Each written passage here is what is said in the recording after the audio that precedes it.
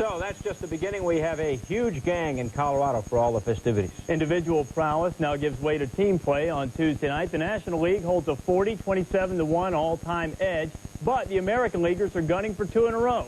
Batting orders are now set, and Carl Ravitch hits leadoff for us from Denver. Welcome, everybody, to Denver, Colorado, the home of the NFL Super Bowl champion, Denver Broncos. Does not appear as if the Colorado Rockies are going to have a World Series title this season. However, baseball in this city is as magical as it is anywhere else. Mike Hargrove, who has been to 2 World Series in the last 3 years and virtually puts an all-star lineup on the field 162 times a year, looks at these guys, and leading off, one of his players, Kenny Lofton, followed up at second base by Roberto Alomar. The rest of the lineup, Peter, and when you look at the AL and NL, both packed with power hitters. Absolutely. Well, it's interesting. Alomar told me the only thing he gets asked about is about where he's going to be next month, which none of us seem to know. This is a great spot for Juan Gonzalez because just he's so emotional after that 100th RBI on Sunday night. And Jim told me, I don't think anyone's happier to be here than he is. I think he was in there at noon on Monday afternoon. This might be a good showcase for him. Showed his enthusiasm in the home run derby, finishing second place to the man who bats third for the American League, Ken Griffey Jr. David Wells, he of the perfect game this year, will start for Mike Hargrove's American League team. Pedro Martinez, likely to be perhaps the second pitcher off the bench. As far as the National League starters go, Craig Biggio, who is a fixture at second base, leads things off, and from there it gets scary if you're the opposing pitcher. Oh, absolutely. You know, with all the room that you get in the outfield here, it's a great spot to showcase this hitting artistry of Tony Gwynn. We're so much talking about home runs, but the Biggios and the Gwynns who hit the ball in the alley so well really might put on a show. We all know that Barry Bonds is capable of a show anytime he goes out there. Chipper Jones has had a great deal of success at Coors Field, as has Mike Piazza, who actually holds the record for the longest home run ever hit at Coors. It traveled nearly 500 feet. Larry Walker, of course, the hometown hero, who has a very busy week ahead of him. Oh, absolutely. But, you know, the nicest story is Walter Weiss coming back here. He is treated like a conquering hero, returning, of course, with his son. And just, it's a very nice story. Walker will be getting married on Wednesday, but as Peter pointed out, one of obviously the most emotional stories, the first-timers here. 23 of them, and of course some of the great stories. Rolando Araujo and the work he has been able to do for the Tampa Bay Devil Rays. Bartolo Colon of the Cleveland Indians, who has come out of nowhere.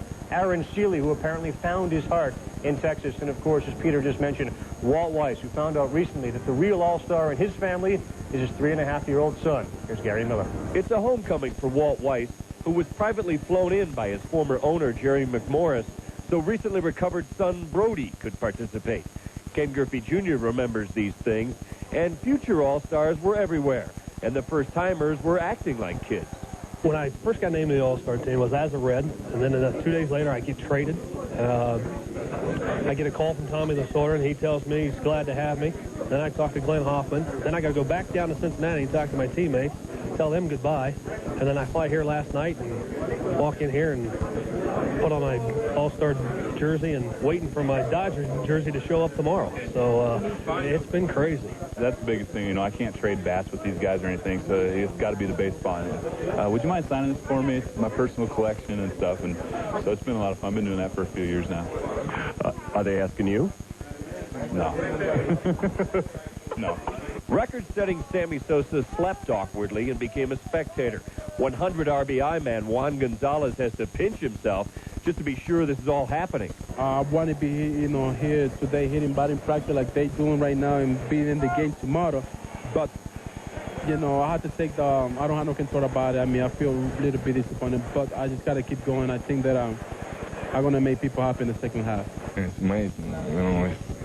It's not easy, but it's not impossible too. And you're working hard in and outside the line. You see the results now. Last night, one of the best moments in my career. National League manager Jim Leyland finally gets to manage some of his Marlins again. They are the world champions. They were members of the world champions baseball team last year. And I just think, they've gone elsewhere. And we found out that it certainly wasn't any magic that I had because they're all doing very well elsewhere. They're great players. They deserve to be here. And it's going to be very nice to have a little reunion with them for a short period of time. Juggernauts like the 1975 Reds, the 84 Tigers, and the A's of the late 80s and 90s dominated the All-Star selection.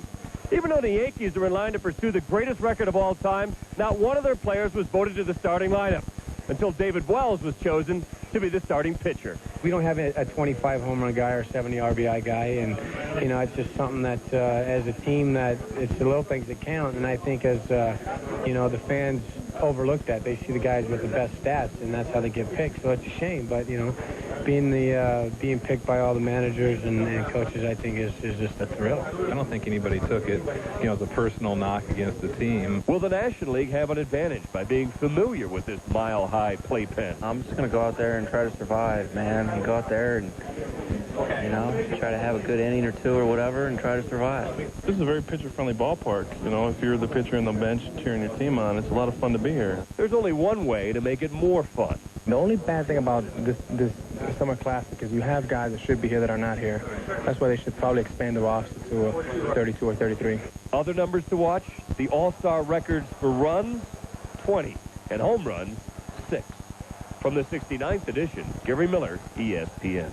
Gary, thank you very much. So a New York pitcher gets the start, David Wells. David Cohn not here, of course, despite the fact that he won 12 games. Another New York pitcher who you find to be an intriguing story, Rick Reed of the Mets. Well, it's a great story because, first of all, he really deserves to be here. Now, there might have been a lot made of it because technically he was a replacement player. He was never going to pitch during that replacement season of 1995, but he pitched a couple of spring training games, so that got laid on him even though he had been a major league pitcher before. He has established his career brilliantly with the Mets. He's earned his way here. The healing process continues here from Colorado at the All-Star Gala. By the way, FanFest is attracting thousands in the course of this week. We're back later on.